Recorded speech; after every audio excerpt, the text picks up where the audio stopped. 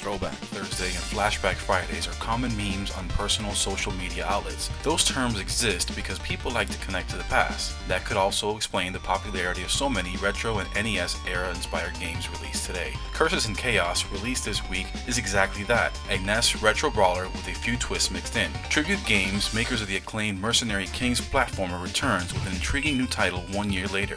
You can play as either Leo or Leia, two heroes who have been cursed by an evil wizard king, and as a result, the Grim Reaper himself is always on your heels. The only way to buy yourself more time as a living sprite is to battle off waves of monsters within the allotted time. Failure to do so will bring out the Reaper, and he'll begin to chase you until you eliminate every last monster or he eliminates you.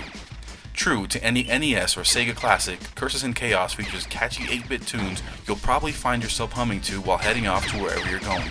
Gameplay is a little rigid. Its basic combat is a plain punch or jump kick to eliminate foes. It can be a challenge to quickly switch between the enemies in front or behind you with quick succession. In a brawler of this type, I would have preferred quicker movements. To change up the monotony of basic attacks, random items will drop that have different devastating effects on enemies, or healing bonuses for the player. There is a drawback in that you can only carry one item at a time, or pass it off to your special owl. While your movement fluidity can be constricting in single player, co-op play is much more balanced.